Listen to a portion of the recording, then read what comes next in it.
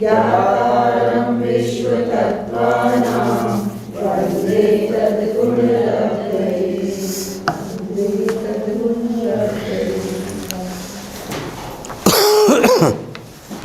हम सब आचार्य उमा स्वामी प्रणीत तत्वार्थ सूत्र का अध्ययन कर रहे हैं, जो जैन दर्शन का उतना महत्वपूर्ण ग्रंथ है जितना कि हिंदुओं में गीता है, मुसलमानों में कुरान है, ईसाइयों में बाइबल है।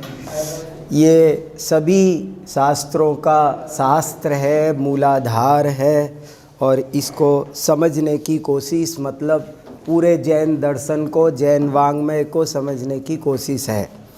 5वां अध्याय हमारा चल रहा है, जिसमें अजीव तत्व का वर्णन है। शुरू के 4 अध्यायों में जीव तत्व का वर्णन है और 5वें अध्याय में अजीव तत्व का वर्णन है। तत्वार्थ सूत्र को मैं पिछले 40 वर्षों से लगातार पढ़ता हूँ। कम से कम 40 हो गए, ज़्यादा हो गए होंगे। लेकिन मैं आपको सिर्फ ये बात इसलिए कह रहा हूँ कि मुझे आज भी इसमें से नए नए प्रमेय निकलते हैं, तो मेरी यही बार बार कहने का मन हो जाता है कि आप इसको हल्के से मत लेना। अवसर आया और चला गया, ऐसा ना हो जाए। जितना ज़्यादा गंभीरता से ले पाओगे उतना ही ज़्यादा लाभ होगा। मुझे तो शास्त्रों का एक वाक्य बहुत अच्छा लगता है। शास्त्रों में लिखा है, अक्षर मात्र श्रुतक ज्ञान केवल ज्ञान दे सकता है। फिर सुनो, बहुत इम्पोर्टेंट लाइन है, मुझे बहुत अच्छी लगती है, बार बार याद आती है। अक्षर मात्र श्रुत ज्ञान केवल ज्ञान दे सकता है। एक पंक्ति भी जिनवाणी की, एक ही लाइन, कोई भी एक लाइन, 3 भुवन में सार वीतराग विज्ञान था। ये एक ही लाइन काफ़ी है, पूरे केवल ज्ञान को प्राप्त कराने में समर्थ है। हम ज़्यादा पढ़ते हैं, ज़्यादा की कीमत नहीं है, ज़्यादा तो उस एक को ही क्लियर करने के लिए होना चाहिए। क्या हुआ, सही नहीं लगा था? इसको हटा दूं, दोनों रहने दो। समझ में आया? ये बहुत ही ज़्यादा इम्पोर्टेंट बात है कि अक्षर मात्र श्रुत ज्ञान केवल ज्ञान को देने में समर्थ है। थोड़ा पढ़ो पर बहुत गहरा गुनो, बहुत गहरा उसका मनन मंथन करो। छोटी छोटी बातें छोटी नहीं होती है कभी भी। आपको पता है, ये बड़े बड़े शिक्षाविद ये कहते हैं कि सारी शिक्षा देखा जाए तो इंटर तक पूरी हो चुकी होती है, बाद में कुछ होता थोड़ी है, नया नहीं होता है।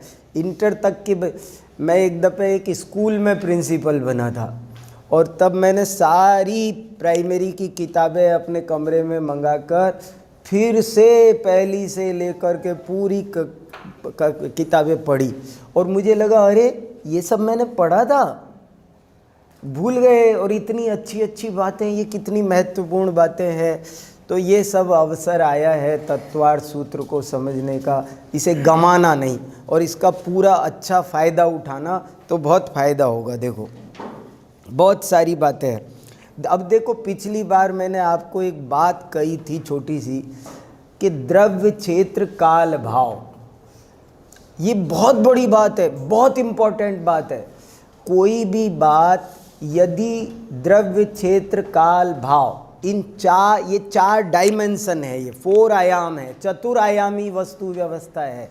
यदि 4 आयामों से बात की जाए तो पूरी है, और अगर न की जाए तो वो अधूरी है। बहुत से लोग भ्रम में इसलिए पड़ते हैं कि वे अधूरी बात करते हैं और बाद में परेशान होते हैं। अब इसे करना चाहिए कि नहीं, आपसे प्रश्न भी पूछेंगे, अब इसे करना चाहिए कि नहीं। मैं कहता हूँ पूरी बात बोलो, द्रव्य क्षेत्र काल भाव, अब इसे करना चाहिए। अगर मेरे घर में सूतक लगा हो तो, अगर रात की बात हो तो, गलत चीज़ों से करना हो तो, मैंने हमें लगता है जिस प्रश्न का मोटा मोटा हाँ दिया, आहार दान देना चाहिए कि नहीं, सब बोले जरूर देना चाहिए, रात को देना चाहिए, अगर उपवास कर रखा हो तो देना चाहिए। महाराज जी ने उपवास कर रखा है, अब आज आहार दान देना चाहिए उनको। आप समझ गए ना, द्रव्य क्षेत्र काल भाव, पूरी बात से ही बात पूरी होती है। भले हम कॉमन अंडरस्टैंडिंग होती है, कई दफे इसलिए छल ग्रहण होता है। आपने एक प्रश्न पूछा और मैं ये समझता हूँ कि आप इसी संदर्भ में मैं सारे द्रव्य क्षेत्र काल भाव अपने ही आप घटित कर लेता हूँ और कह देता हूँ हाँ हाँ हाँ हाँ या ना, कुछ उत्तर दे देता हूँ, लेकिन वास्तव में ऐसी बात नहीं है। वो पूरी बात स्पष्ट होनी चाहिए। इसीलिए कुछ प्रश्न टीचर से पूछे जाते हैं, कुछ प्रश्न अपने कोच से पूछे जाते हैं। कोच और टीचर में फ़र्क है। टीचर आपको ज़्यादा जानता नहीं है, आप पर ज़्यादा उसका हक नहीं बनता, वो आपको जो उत्तर देगा वो अलग ढंग से देगा। और कोच आपको ऐसे ही करना है, चलो आज नहीं देना है, आज देना है, जाओ आज उपवास करना है। अब आप हमसे पूछे अष्टमी को उपवास करना चाहिए कि नहीं, तो हम द्रव्य क्षेत्र काल भाव की बात सुन के जो रत्नकरंड श्रावकाचार का विधान होगा वो आपको बता देंगे। लेकिन कोच आपसे कहेगा नहीं तुम्हें नहीं करना है, 1 साल नाम नहीं लेना, चलो 1 साल कोई उपवास का नाम नहीं लेना, हटो दूर। ये क्या मतलब हुआ? इसलिए मैं आपको बहुत महत्वपूर्ण बात बता रहा हूँ।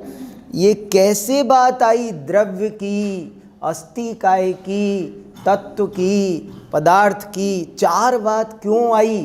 क्योंकि जैन आचार्यों की ये बहुत बड़ी विशेषता है कि वे पूरी बात कहते हैं, अधूरी नहीं। द्रव्य क्षेत्र काल भाव चारों लगाकर बात कहते हैं, तो हमको वो बात उसी ढंग से करना सीखना है। हमें तत्व ज्ञान करना है, हमें सत्य का साक्षात्कार करना है। हम किसी बंधन में नहीं हैं, हमें पूरी बात समझनी है, और समझनी है तो ये व्यवस्थाएं भी समझनी है। चलिए, हमने 23वां सूत्र पढ़ रहे थे, मेरे ख्याल से 22 पूरा हो गया था। 21वां सूत्र हमने पढ़ा था। अब ये भी बहुत इम्पॉर्टेंट बात है, परस्परोपग्रहो जीवानाम, 21वां सूत्र। ये उपग्रह की बात चल रही है, उपकार की बात चल रही है। और बहुत से लोग उपकार का अर्थ केवल भला समझते हैं। यहाँ भले और बुरे का वास्तव में देखा जाए तो दुनिया में भला और बुरा नाम की कोई चीज़ ही नहीं है ही नहीं। क्या भला क्या बुरा बताइए? और अगर कुछ है भी तो एक द्रव्य दूसरे द्रव्य का भला बुरा कर नहीं सकता। दूसरा अड़ंगा ये है, हम इसका अर्थ भला करें तो 2 आपत्तियां हैं। नंबर 1, वास्तव में देखा जाए तो दुनिया में कुछ भला बुरा है ही नहीं। और दूसरी आपत्ति ये है कि यदि किसी अपेक्षा भला बुरा है भी तो वो सब अपना अपना खुद कर सकते। धर्म द्रव्य का क्या भला बुरा हो सकता है? अधर्म द्रव्य का, आकाश का, काल का, पुद्गल का क्या भला बुरा? एक जीव में ही भले बुरे की विवक्षा कुछ बनती है, और वो भी सब जीव अपने अपने भले बुरे के करता है, कोई दूसरा कर।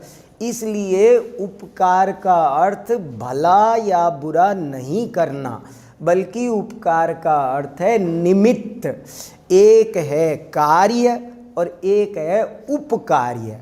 जो द्रव्य का अपना परिणमन है उसे कहते हैं कार्य, और जो दूसरा द्रव्य उसमें निमित्त होता है उसका नाम है उपकार्य, उपकार। परस्परोपग्रहो जीवानाम, जीव परस्पर एक दूसरे के का उपग्रह करते हैं। वर्तना परिणाम क्रिया परत्वा परत्वेच कालस्य, काल द्रव्य के उपकार देखिए। वर्तना, वर्तना माने परिवर्तन, बदलना। परिणाम माने ये जो ज्ञान, मति ज्ञान से श्रुत ज्ञान, श्रुत ज्ञान से अवधि ज्ञान, सब द्रव्यों के परिणाम, हरे से पीला, पीले से लाल परिणाम। क्रिया, एक क्षेत्र से दूसरे क्षेत्र पर जाने को क्रिया कहते हैं। जो केवल 2 ही द्रव्यों में पाई जाती है, जीव और पुद्गल में, बाकी द्रव्य निष्क्रिय है। परत्वापरत्व, परत्वापरत्व माने परत्व और अपरत्व का 2 अर्थ होता है, एक क्षेत्र की अपेक्षा, एक काल की अपेक्षा। यहाँ काल की अपेक्षा लेना। परत्व और अपरत्व में क्षेत्र की अपेक्षा ऐसे होता है दूर, पास, लेकिन काल की अपेक्षा होता है नया, पुराना, छोटा, बड़ा, ये काल की अपेक्षा। तो ये यहाँ काल की अपेक्षा, ये छोटा है, ये बड़ा है, ये कैसे कहते हैं हम? काल की अपेक्षा। तो ये काल संबंधी परत्वापरत्व काल द्रव्य का उपकार है। और ये 23वां सूत्र बहुत महत्वपूर्ण, याद, एक एक सूत्र बहुत महत्वपूर्ण है। 5वें अध्याय का तो एक एक सूत्र बहुत वैज्ञानिक है। आपने पंडित फूलचंद जी की तत्वार्थ सूत्र मंगवा रखी है, आप उसको पढ़ते जाओ साथ साथ। इन सूत्रों की टीकाओं में उन्होंने उस जमाने में बहुत सारी साइंस की बातें डाली है कि ये बात जैन दर्शन मानता है और ये बात देखो साइंस ऐसे मानता है। बहुत प्यारी किताब है। तत्वार्थ सूत्र की हिंदी टीकाओं में अगर कोई बहुत सुंदर गोल्ड मेडल जीतने लायक टीका है तो वो पंडित फूलचंद जी की है। आप जरूर से जरूर उसको पढ़ना। उसकी 100 क्वालिटी है, सरल भी है और बहुत अच्छी सुव्यवस्थित है वो। स्पर्श रस गंध वर्णवंतः पुद्गलः। देखो पुद्गल की परिभाषा क्या, बड़े बड़े ऋषि मुनि यहाँ स्खलित हो गए। पुद्गल माने क्या, तो बहुत गजब की परिभाषा है जिसमें स्पर्श रस गंध वर्ण, अभी सर्टिफिकेट वालों की परीक्षा होके चुकी है। मैंने उस क्लास में कई दफ़े समझाया कि ऐसे मत लिखना कि जो इंद्रियों से दिखे वो पुद्गल है, लेकिन फिर भी 2-3 स्टूडेंट लिख ही आए कि पुद्गल की, वहाँ प्रश्न आया पुद्गल किसे कहते हैं, तो 2-3 ने ये लिख दिया कि जो हमें इंद्रियों से दिखाई दे वो पुद्गल है। मैंने कहा देखो कितना कूट कूट के समझाओ तब भी है ना वो कहीं न कहीं रह ही जाती है। सबने बहुत अच्छा लिखा है, वैसे बहुत बढ़िया एग्जाम दिया है, लेकिन बता रहा हूँ आपको भूल कहाँ हो जाती है। स्पर्श रस गंध वर्णवंतः पुद्गलः के, हाँ नहीं रियली बहुत अच्छे आंसर दिए, बहुत बढ़िया। कितने ही न तो 3 नंबर के सवाल को भी है ना 1.5 पेज में लिखा है, वो बहुत अच्छा लिखा है। कॉपी बहुत अच्छी है सबकी, वो मैं बुराई नहीं कर रहा हूँ, मैं तो आपको ये बता रहा हूँ कि ये हमसे हो जाए, कैसे हो जाए, जरा जो हमारा ध्यान नहीं जाता है ठीक से, ये मैं कह रहा हूँ, ये हमसे भी भूल हो जाती है। मैं कहता रहता हूँ ना कि केवल ज्ञान किसे कहते हैं, बोले जो 3 लोग 3 काल को जाने वो केवल ज्ञान है। मैंने कहा आलोक छूट गया ना, अब अनजाने में छूट गया। शास्त्र में ये परिभाषा नहीं है 3 लोग 3, इसलिए परिभाषा तो एक बार वही याद करनी चाहिए। ये सब आचार्यों ने लिखा है, आप व्याख्या में कुछ भी करो, लेकिन जो लक्षण परिभाषा एक आधी लाइन का है उसे तो आप केवली प्रणीत है और इसमें कुछ नहीं, comma full stop, as it is उतनी सी लाइन। पुद्गल किसे कहते हैं, आपको कभी भी जिंदगी में प्रतिज्ञा कर लो कि मैं अपनी तरफ से कोई कुछ नहीं बोलूँगा। कोई भी पूछे पुद्गल किसे कहते हैं, सोते भी झिंझोड़ दे तो कहना स्पर्श रस गंध वर्णवंतः पुद्गलः। जीव किसे कहते हैं, आपको सोते भी कोई झिंझोड़ दे तो उपयोगो लक्षणम चेतना लक्षणो जीवः। परिभाषाओं में भूल नहीं होना। मोक्ष मार्ग क्या है, आप कुछ मत बोल, सम्यक दर्शन ज्ञान चारित्राणि मोक्ष मार्ग। सम्यक दर्शन क्या है, तत्वार्थ श्रद्धानम सम्यक दर्शनम। परिभाषा को एज इट इज रखो, परिभाषा में छेड़खान मत करो, क्योंकि परिभाषा एक ऐसा अक्षय स्रोत है कि वो जीवन भर आपको बहुत कुछ परोसता रहेगा अगर आपने उसे यथावत अपने पास रखा तो। देखो स्पर्श रस गंध वर्णवंतः पुद्गलः, ये कई दर्शनों में ऐसा हुआ कि स्पर्श को अलग माना, रस को अलग माना, गंध को अलग माना। उन्होंने कहा 5 में 5 बांध दिए उन्होंने। बोले गंधवती पृथ्वी, शब्द गुणकम आकाशम, रसवत्यापः, ऐसे अलग अलग। पृथ्वी में ये गुण है, जल में ये है, अग्नि में ये है, गंध, ऐसे ऐसे किया। लेकिन जैन आचार्यों ने कहा कि जहाँ होंगे वहाँ चारों होंगे, स्पर्श रस गंध वर्ण, नहीं होंगे एक भी नहीं होगा। और एक पकड़ में आया है तो बाकी के भी वहाँ पर है। और फूलचंद जी की टीका में देखना बहुत अच्छा सिद्ध कर रखा है। जैसे अग्नि में गंध है कि नहीं, अग्नि में हमको स्पर्श दिखाई दे रहा है, हमको उसमें वर्ण दिखाई दे रहा है, गंध है अग्नि में। और वो धुआं वाला गंध नहीं, अग्नि का भी गंध है एक अलग, बिना धुआं की अग्नि है मान लो। तो फूलचंद जी ने एक वैज्ञानिक यंत्र का जिक्र किया है। एक आजकल वैज्ञानिक यंत्र ऐसा आया है कि वो अग्नि में भी कौन सी गंध है वो पकड़ता है। आजकल वैज्ञानिकों ने ऐसे छोटे छोटे, आपको पता है चींटी की आवाज़ टेप हो गई है, चींटी की आवाज़ टेप हो गई है। चींटी बोलती है, कभी हमने आपने सुना, लेकिन वैज्ञानिकों ने चींटी की आवाज़ भी रिकॉर्ड करके दिखा दी है। तो ये सब बातें हजारों साल पहले सर्वज्ञ प्रणीत आगम में मौजूद है। देखो तो सही, शब्द को इसलिए नहीं जोड़ा कि परमाणु में नहीं पाया जाता, और शब्द को कैसे जैनाचार्यों ने जो जो कहा वो आज छोटी सी चिप में हजारों घंटे के प्रवचन आ जाते। एक सेकंड में यहाँ से 24,000 किलोमीटर दूर पहुँच जाते हैं। क्या है ये सब बातें यहाँ पहले से लिखी हुई है। शब्द बंध सूक्ष्म स्थौल्य संस्थान भेद तमस छाया तपोद्योतवंतश्च। ये पुद्गल का साम्राज्य देखो, पुद्गल का साम्राज्य, यही एक सूत्र आप चिंतन करो ना, आपको 15 दिन चाहिए, एक एक सूत्र को 15-15 दिन देने पड़ेंगे। पुद्गल का साम्राज्य देखो, ये जितना भी शब्द है, और शब्द माने, आप शब्द समझ रहे हो, शब्द माने क्या? आज तक आपने शब्द सुना होगा कि जैसे ये कमल, विद्यापीठ, ये शब्द नहीं, ये शब्द नहीं, शब्द का अर्थ है ध्वनि। शब्द माने यहाँ शब्द का मतलब वर्ड नहीं, WOR वर्ड नहीं, वर्ड बल्कि वॉइस, साउंड। शब्द माने साउंड, ये शब्द है। और ये शब्द 2 तरह के हैं। शब्द के बहुत अच्छा चार्ट है। अब आप जैनेन्द्र सिद्धांत कोश में घर जाकर शब्द देखो, शब्द नामक शब्द देखो, तो आपको पता चलेगा कितना पेजों में शब्द का भंडार है। 2 तरह के शब्द है। शब्द पर इतने पेज लिखे गए, कम से कम 5000 पेज लिखे गए। शब्द किसे कहते हैं? 5000। प्रमेय कमल मार्तंड में फिर शब्द प्रमाण है कि नहीं, शब्द और अर्थ का क्या संबंध है, शब्द और अर्थ में संबंध है भी या नहीं है। अरे साहब, इतनी बड़ी बहस हुई है।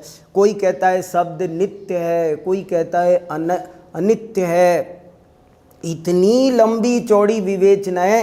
एक शब्द पर हमारे यहाँ सेमिनार हुआ था 3 दिन तक। शब्द का स्वर सुबह 10 बजे शुरू होता था, शाम को 6 बजे ख़त्म होता था। बड़े बड़े विद्वान बैठे थे 3 दिन, और सब ये कह रहे थे समय कम है, समय कम है, समय कम है। 3 दिन में उनको समय कम दिखाई।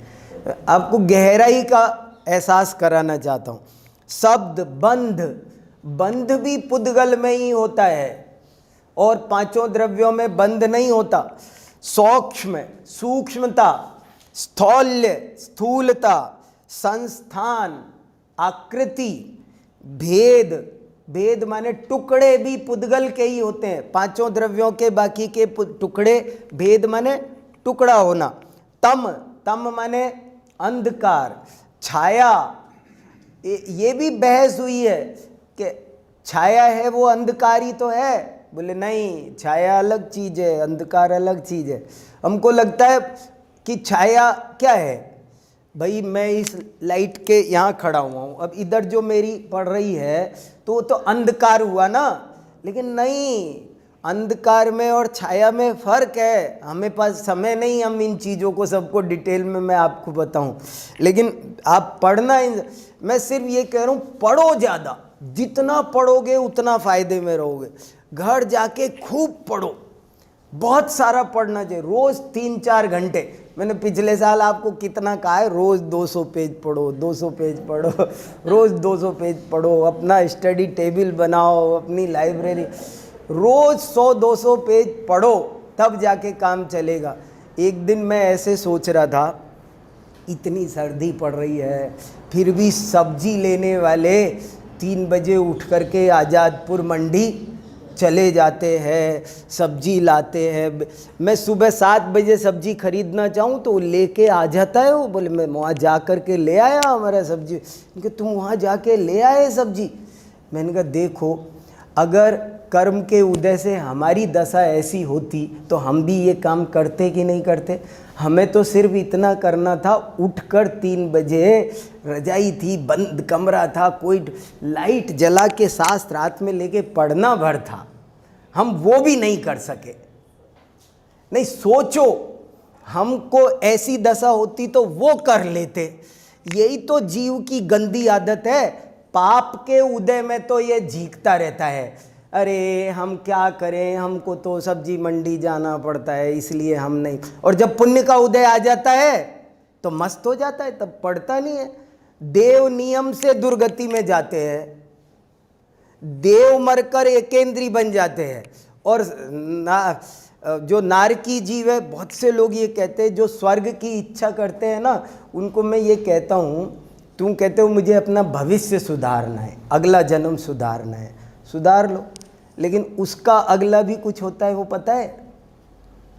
तुम अब हम यहाँ से देवगति में चले जाएंगे, ठीक है, अगला ठीक हो गया, अब अगला, तो अगला ही मत सोचो, अगले का अगला भी सोचो। चलो कहाँ चले गए? शब्द बंध, सूक्ष्म स्थौल्य, संस्थान, भेद, तम, छाया, आतप। आतप माने ये प्रकाश, उद्योत माने चमक। आतप माने प्रकाश, उद्योत माने खासकर सूर्य। आप ऐसा समझ सकते हो कि सूरज की जो रोशनी आती है उसे हम प्रकाश आतप कहेंगे। चंद्रमा की जो रोशनी आती है उसे हम उद्योत कहेंगे। आप आतप और उद्योत में अंतर समझ, दोनों ही लाइट है, दोनों ही प्रकाश है, लेकिन हम तुमको सबको ध्यान में रहे इसके लिए ये उदाहरण बढ़िया है कि सूर्य से जो प्रकाश आ रहा है उसका नाम आतप है, और चंद्रमा से जो उद्योत में शीतलता है। आतप में ये खासकर मणियों से, हीरों से जो निकल रहा है वो उद्योत है। और सूर्यकांत मणि हो तो उसमें भी कहीं ताप निकलता हो, कुछ मणियों में ताप भी हो सकता है। तो ये सब और इसकी श्लोक वार्तिक की टीका पढ़ो तो 150 पेज में टीका लिखी है। आचार्य विद्यानंद स्वामी ने इस सूत्र पर 150 पेज की टीका लिखी है, टीका इस सूत्र। और ये च शब्द का अर्थ करके उन्होंने और 10-20 पर्यायें गिनाई है, वो पढ़ने लायक है बहुत। इसलिए कह रहा हूँ खूब पढ़ डालो बस। अब इस समय तो पढ़ने का वक्त है। सर्वार्थ सिद्धि भी पढ़, मुझे आपको पढ़ाना था, पढ़ के आया हूँ कल से। अभी मेरी टेबल जाके देखो तो ये सब ग्रंथ वहाँ रखे, वहाँ देखो, ये भी। कोई चिंता मत करो, अरे बिल्कुल मत सोचो, नहीं बस बस बस बस बहुत है।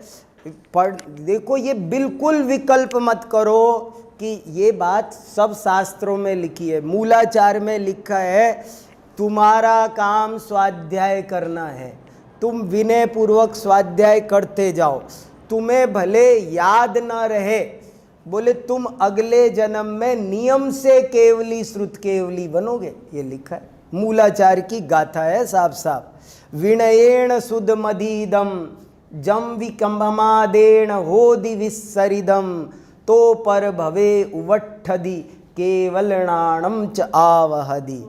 कोई गाथा नंबर याद नहीं आ रहा है, अब देख लेना। विनयेण सुद मदीदम, लास्ट में जो गाथा अनुक्रमणिका है उसमें है ये, विनयेण सुद मदीदम।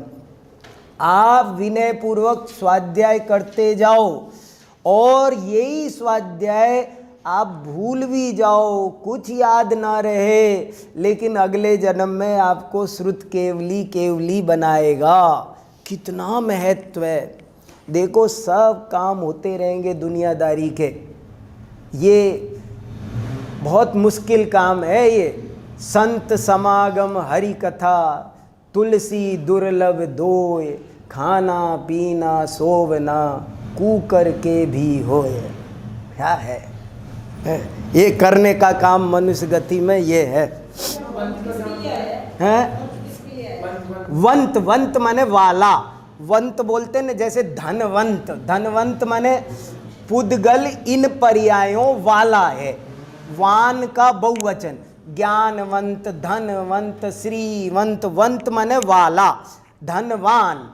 और बहुत लोगों के लिए कहेंगे तो वान है एक वचन और वंत है बहुवचन।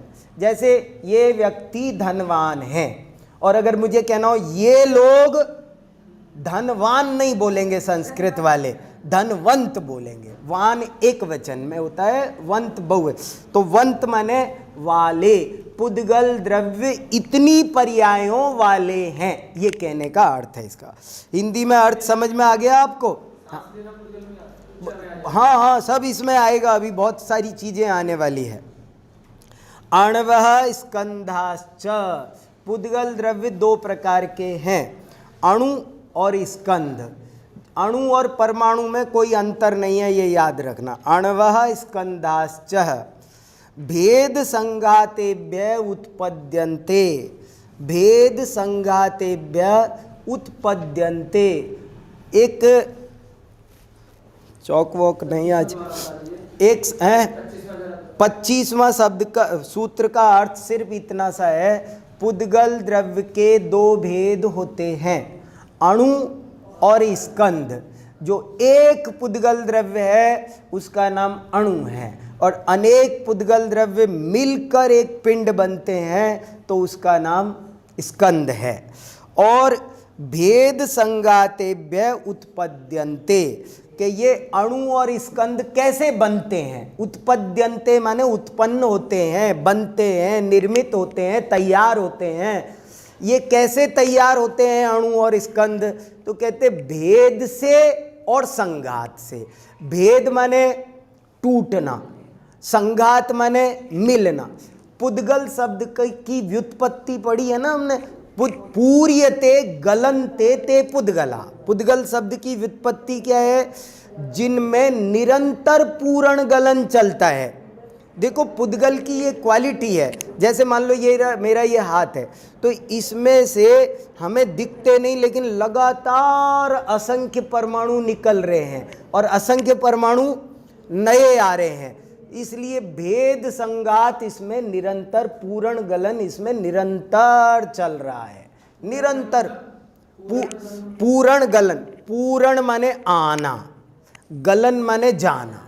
नए परमाणुओं का आना ये पूर्ण है, और पुराने परमाणुओं का जाना ये गलना। कहते हैं ना शरीर गल रहा, गलन, गलन माने उसमें से कम होना, क्षय होना, और पूर्ण माने उसमें आना। तो जिसमें पूर्ण गलन चले उसी का नाम पुद्गल है। तो ये अणु कैसे बन जाता है? ये टेबल अणु रूप कब बन जाएगी? करते जाओ भेद भेद भेद भेद भेद भेद, लास्ट में अणु अणु बच जाएंगे। कोई अणु स्कंद कैसे बन जाता है? संघात संघात संघात संघात, स्कंद बन जाएगा। भेद संघातेभ्य उत्पद्यन्ते का अर्थ समझ में आया? अणु और स्कंधों की उत्पत्ति भेद और संघात के द्वारा होती है। संघात शब्द याद रहेगा ना, संघात माने मिलन, संघटन, संघटन, जुड़ना, मिलना। भेदात अणु। अब आगे का सूत्र और क्लियर कर रहे हैं, लेकिन अणु केवल भेद से ही बनेगा। भेदात अणु। देखो क्या कैसा सूत्र है ना, संधि विच्छेद समझ में आ रही है? भेद अदणु नहीं करना, भेदात प्लस अणु। भेद से, भेदात पंचमी एक विभक्ति, भेदात, भेद से, भेद समझ गए, भेद माने टूटना, भेद से अणु बने, अणु बनेगा तो टूट टूट के ही बनेगा, लास्ट में जब वो बिल्कुल नहीं टूटेगा, अविभागी बच जाएगा, तो वो परमाणु रह जाएगा। अब परमाणु की परिभाषा ही ये है कि जो अविभागी हो, जिसका दूसरा टुकड़ा ना हो सके। भेदात अणु, भेद संगाताभ्याम चाक्षुषः, चाक्षुष माने समझे, देखो बहुत बढ़िया शब्द है, याद रखो। चाक्षुष माने चक्षु इंद्री का विषय, चाक्षुष माने चक्षु इंद्री का विषय। ऐसे सब इंद्रियों के नाम बनते हैं। श्रावण, श्रावण माने श्रवण इंद्री का विषय, ऐसे ऐसे शब्द बनते हैं। तो चाक्षुष माने, देखो ये मोबाइल है, ये क्या है, चाक्षुष है, ये चाक्षुष है। ये जो जो चीजें हमें आंखों से दिखने योग्य हैं, उन सब चीजों को क्या बोलेंगे, चाक्षुष वस्तु है। दुनिया में दो तरह की वस्तु हैं, चाक्षुष और अचाक्षुष। चाक्षुष माने जो हमें आंखों से दिख जाती है, और परमाणु क्या है, वो चाक्षुष नहीं है, अचाक्षुष है। तो स्कंद में भी दो तरह के हैं। अणु तो अचाक्षुष है ही, अणु तो डेफिनेटली अचाक्षुष है, किसी को नहीं दिखता। लेकिन स्कंद भी सारे के सारे चाक्षुष नहीं है। सिर्फ दो मिल जाएंगे तो कैसे दिखेंगे? सिर्फ दो मिले, दो क्या सैकड़ों मिल जाए तब तक नहीं दिखेंगे। 100 परमाणु भी मिल जाए तब भी वो इतना छोटा रहेगा कि हमको नहीं दिखेगा। स्कंद बन गया फिर भी। तो स्कंद भी दो तरह के हैं, कौन से, चाक्षुष और अचाक्षुष। हमें चाक्षुष स्कंद चाहिए, वो कैसे बनेगा, तो कहते भेद संगाताभ्याम चाक्षुष। चाक्षुष के स्कंद के लिए दोनों काम चाहिए, बहुत इंपॉर्टेंट सूत्र है। भेद भी चाहिए और संगात भी चाहिए। समझ में आ रहा है कुछ? चाक्षुष स्कंद के लिए भेद भी चाहिए और संगात भी। संगात तो समझ में आ गया होगा कि भाई छोटा परमाणु है तो हमें नहीं दिखेगा, और मिले और मिले और मिले और मिले और मिले और मिले, तब हमें दिखने लायक हो जाएगा। भेद की क्या जरूरत है? देखो सुनो, कोई कोई चीज बहुत बड़ी हो तब भी हमें नहीं दिखती है, कोई चीज बहुत बड़ी हो ना तब भी हमें नहीं दिखती है, तब हमें उसे छोटा करना पड़ता है। आपको सम्मेद शिखर दिखता है पूरा, लेकिन जब व्हाट्सएप पे आ जाता है तब दिख जाता है। स्वर्ण भद्रकूट वैसे नहीं दिखी, क्योंकि हमने उसको थोड़ा सा उसको हमने संघात कर लिया। हम फिर उसको जूम कर करके देखते जाते हैं, ऐसे ऐसे कर करके देख लेते हैं ना। समझ में आई बात? समझ में आई? सम्मेद शिखर का पूरा पहाड़ एक नज़र में दिखेगा, लेकिन उसी की फोटोग्राफी करके जब हमारे सामने छोटे रूप में ले आया जाता है तो दिख जाता है। तो भेद की भी जरूरत पड़ी। इतना बड़ा पहाड़ जो अचाक्षुष था वो चाक्षुष का विषय बन गया। कैसे बन गया? पूरा भारत की जमीन आपको दिख जाएगी, लेकिन नक्शा बना दिया तो आपको ये कश्मीर रहा, ये जैसे आपके सामने हो, ये भेद में आ जाएगा। तो चाक्षुष स्कंद के लिए दो चीजें चाहिए, भेद और संगात। सत द्रव्य लक्षणम, अद्भुत सूत्र है।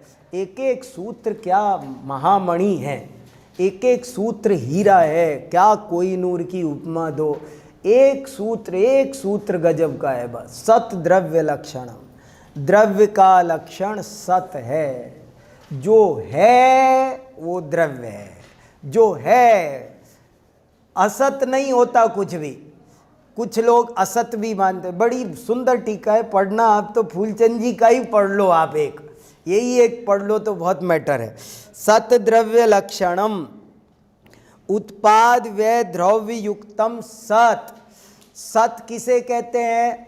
द्रव्य का लक्षण सत है। और सत किसे कहते हैं? जो उत्पाद व्यय और द्रव्य से सहित हो उसे सत कहते हैं।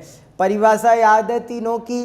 नई पर्याय का आना उत्पाद है, पुरानी पर्याय का जाना व्यय है, और दोनों अवस्थाओं में स्वभाव का स्थिर रहना द्रव्य है। ठीक है ना, ये परिभाषा याद रखना। तो ये तीनों काम प्रति समय प्रत्येक द्रव्य में नियम से होते ही हैं। उत्पाद व्यय द्रव्य युक्तम सत तद्भावाव्ययम नित्यम। नित्य किसे कहते हैं? देखो दुनिया में नित्यता माने क्या, तो कहते तद्भावाव्ययम नित्यम। वस्तु अपने भाव से स्वभाव से अव्यय रहे। अव्यय रहे माने कभी बदले नहीं। जब वस्तु अपना स्वभाव कभी भी छोड़ती नहीं है, मूल स्वभाव को सदाकाल बनाए रहती है, बस इसी का नाम नित्यता है। अब देखो हो गई ना बात पूरी। मैंने कहा था ना द्रव्य क्षेत्र काल भाव पूरे से बात होगी। नित्यता माने क्या? आत्मा नित्य है। नित्य है माने नित्य का मतलब ये नहीं है कि उसमें उत्पाद व्यय नहीं है। उत्पाद व्यय होते हुए भी वो उसका चेतना लक्षण ज्ञान दर्शन स्वभाव वो स्थिर ही है। इसलिए तद्भावाव्ययम नित्यम, अपने भाव से अच्युत रहना, छोड़ना नहीं, इसी का नाम नित्यता है। और 32वां सूत्र क्रांतिकारी। इसमें से निकला अनेकांत और स्यादवाद। सारे अनेकांत स्यादवाद जैसी लाखों पेज की थ्योरी का जनक कोई है, बीज ये बीज है जिसमें से वट वृक्ष निकला है। अर्पिता नर्पित सिद्धे, यहाँ से निकला अनेकांत स्यादवाद का सिद्धांत। ये मूल सूत्र है, बहुत गजब का। ये बड़ के बीज जैसा है, छोटा सा, मगर बहुत कहते हैं ना गागर में सागर। सूत्र तो उमा स्वामी नहीं लिखे, वैसे कुछ भी हो। अर्पिता नर्पित सिद्धे, क्या मतलब हुआ? अर्पित माने मुख्य, अनर्पित माने गौण। मुख्य गौण की व्यवस्था से सब कुछ सिद्ध हो जाता है। प्रश्न ये पैदा हुआ था कि महाराज आप कभी तो कह रहे हो कि वस्तु में उत्पाद व्यय होता रहता है, कभी कह रहे हो वो नित्य है। तो नित्य है कि अनित्य है? नित्य है कि परिवर्तनशील है कि अपरिवर्तनशील है? क्या है वो?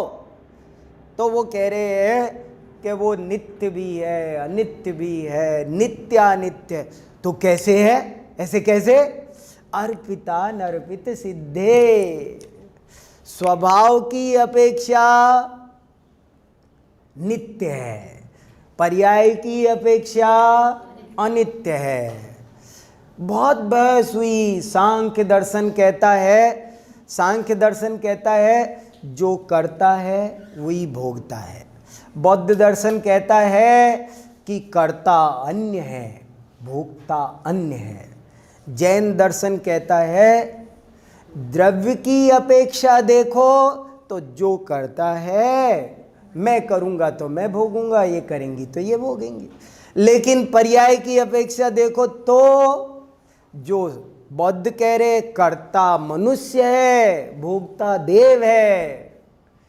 मनुष्य ने कर्म किए और भोग रहा कौन? देव या नारकी।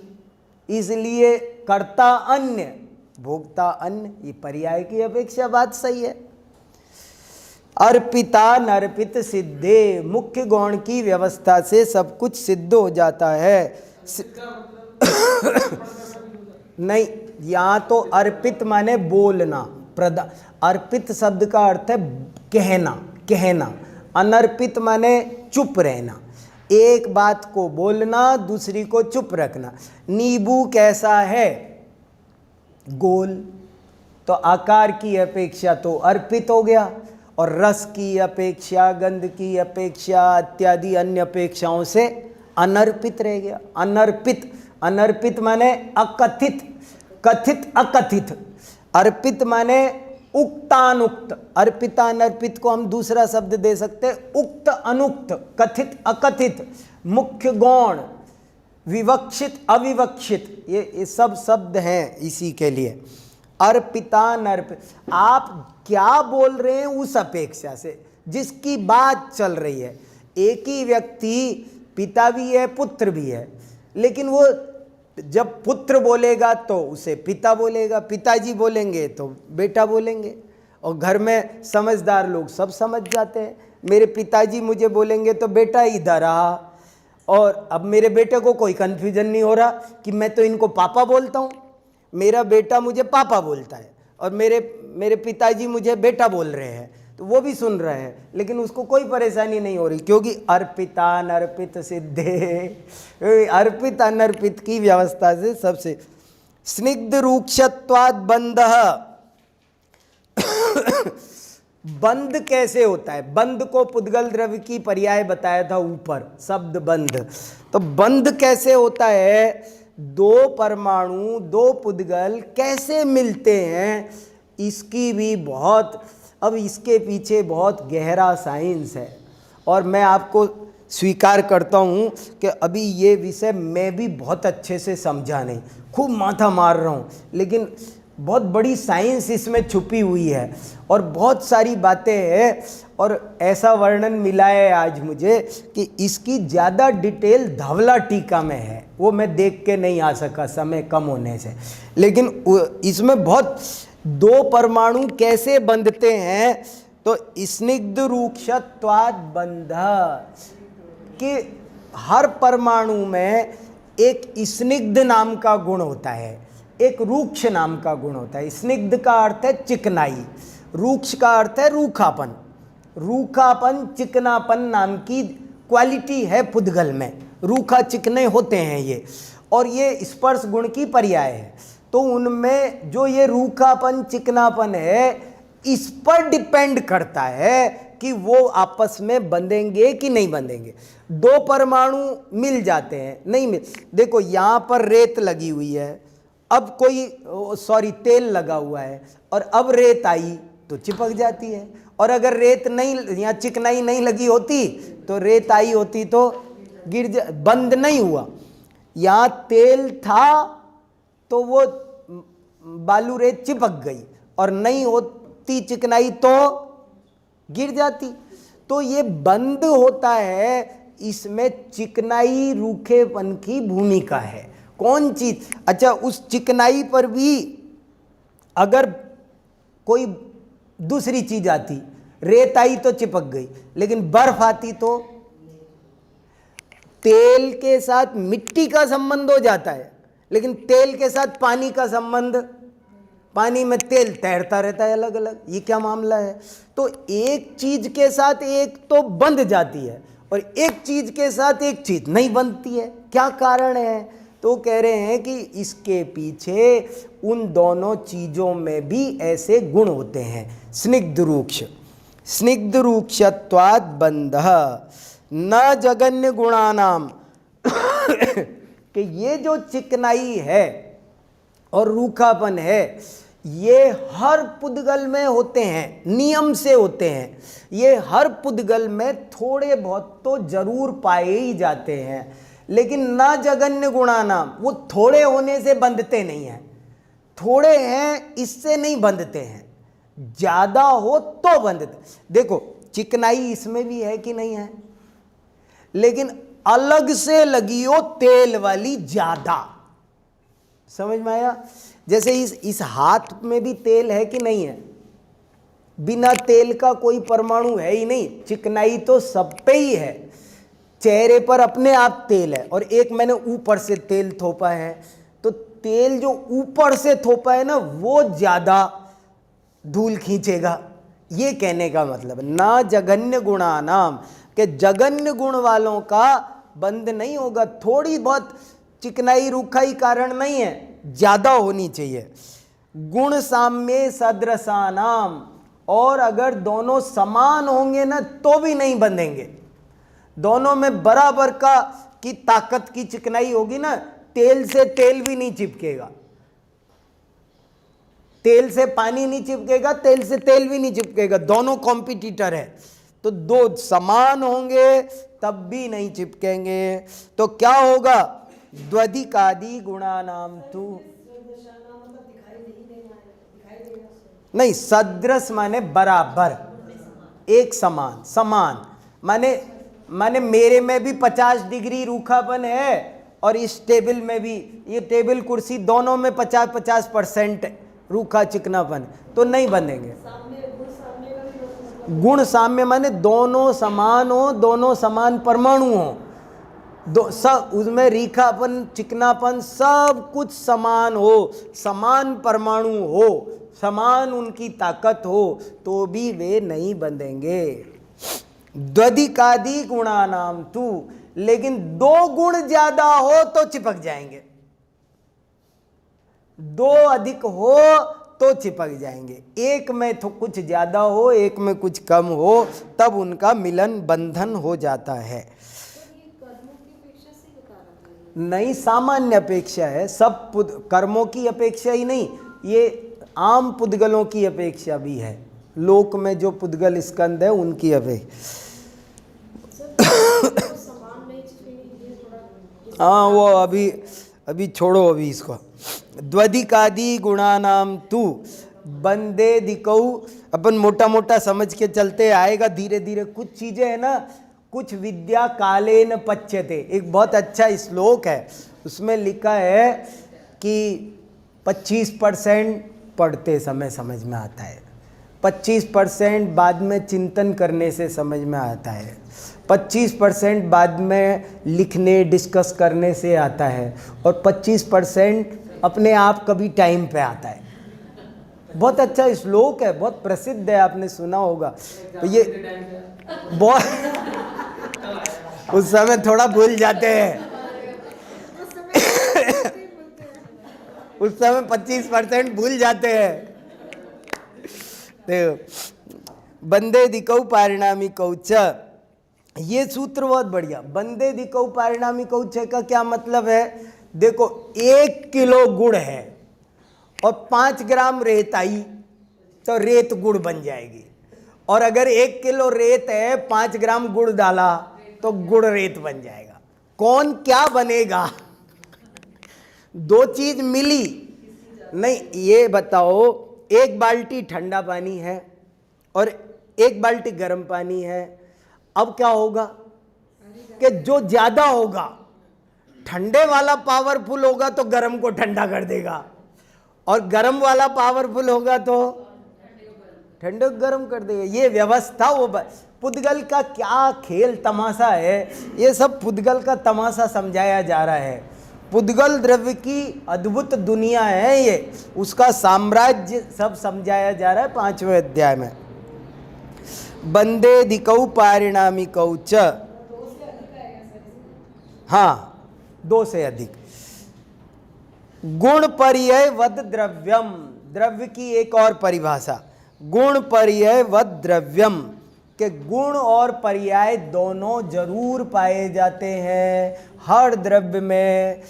प्रत्येक द्रव्य सत है, प्रत्येक द्रव्य। देखो, जैन दर्शन में के अनुसार असत नाम का कोई द्रव्य नहीं। फिर जो भी द्रव्य है उसमें 3 चीजें डेफिनेटली है, उत्पाद, व्यय और द्रव्य। और 2 चीज डेफिनेटली है, गुण और पर्याय। बिना गुण और पर्याय के भी कोई द्रव्य नहीं है। गुण पर्याय वद द्रव्यम। कालश्च, काल द्रव्य की चर्चा अब तक छूट गई थी, इसलिए यहाँ मेंशन कर दिया, क्योंकि अस्थि काय से बात शुरू हो गई थी, इसलिए काल द्रव्य छूट गया था। समझ में आया काल द्रव्य क्यों छूट गया था? क्योंकि चर्चा की शुरुआत ही अस्थि काय से हो गई थी, इसलिए काल द्रव्य छूटा था। कालश्च, के काल द्रव्य भी एक द्रव्य है। सो अनंत समय, और वो अनंत समय वाला है।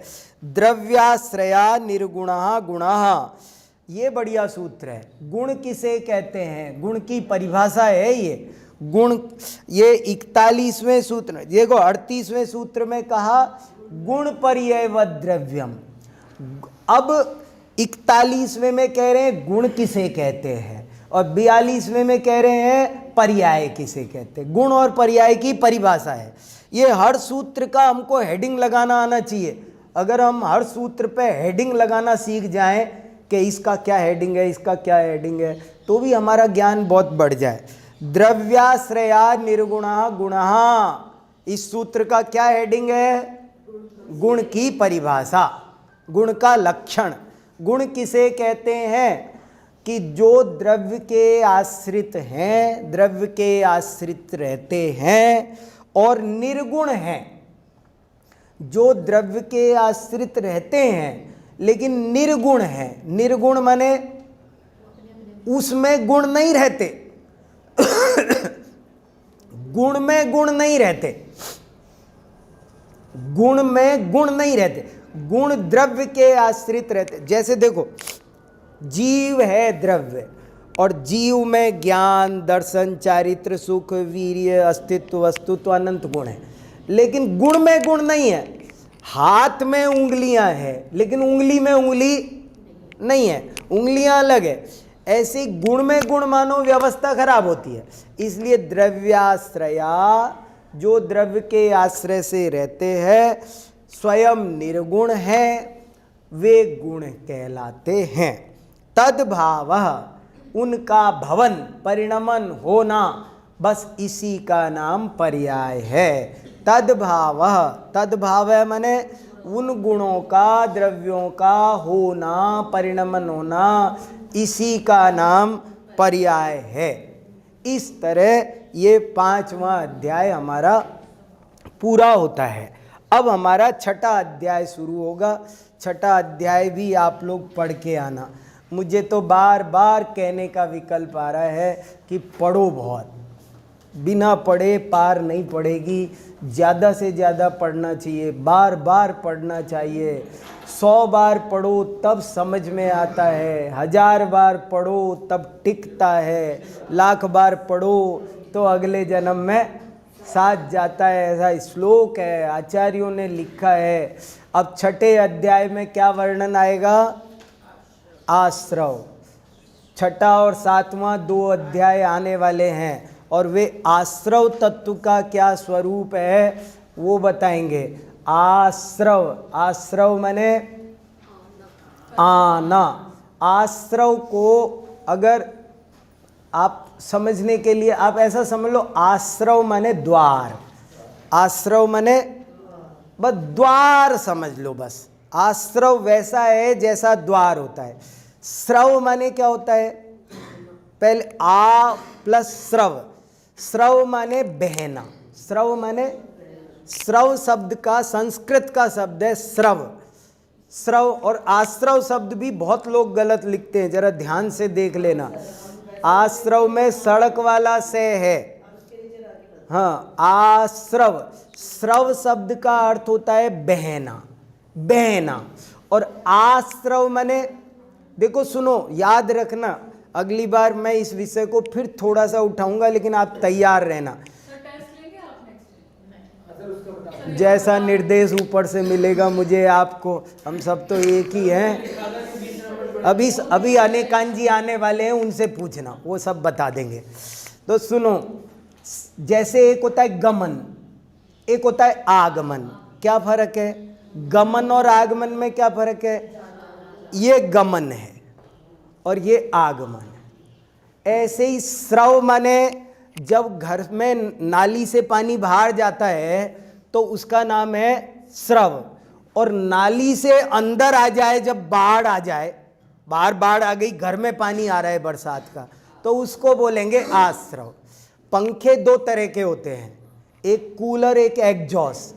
समझ में आया? कूलर और एग्जॉस्ट में क्या फर्क होता है? यहाँ कूलर लगा है, ऊपर एग्जॉस्ट लगा है, क्या फर्क है? पंखा वही है, होता है, पता है आपको? कूलर और एग्जॉस्ट का पंखा एक ही होता है, वो सिर्फ लगाने का फर्क होता है। वो कूलर का पंखा बाहर की हवा अंदर लाता है, एग्जॉस्ट क्या करता है? अंदर की हवा बाहर फेंकता है। तो आश्रव, आश्रव माने बाहर जो पुद्गल, परमाणु, कारमाण, वर्गणाएं बिखरी पड़ी हैं उनको अंदर खींचना, इसका नाम है आश्रव। तो ये आश्रव द्वार के समान है और उसका क्या स्वरूप है, कैसा है, ये हम अगली बार चर्चा करेंगे। हाँ बोलिए। 32वां जो सूत्र है, सड़क वाला, दंत से, दंत से आएगा सड़क वाला। ये देखो इसमें जो छठे अध्याय के दूसरे सूत्र पर, आज चौक नहीं मेरे पास में, छठे अध्याय के दूसरे सूत्र में जो लिखा है वो सही है। हाँ बोलो बोलो भैया, गौरव जी क्या बोल रहे, बोलो। हाँ नहीं, पुद्गल की चर्चा नहीं चल रही है, द्रव्यों की चर्चा चल रही है। पुद्गल बीच में आ गया है और बात तो चल रही थी कि वो कैसे उत्पाद व द्रव्य सब आ रहा है। देखो कहाँ गया, ये आया ना, देखो ना साफ साफ, देखो इसके ऊपर वाला सूत्र देखो, अर्पिता नर्पित के ऊपर देखो तद भावा व्ययम नित्यम, उसके ऊपर देखो उत्पाद व द्रव्य युक्तम सत। इसलिए सबकी बात चल रही है, उत्पाद व द्रव्य नित्य अनित्य की बात चल। हाँ फिर बाद में वापस पुद्गल आ गया।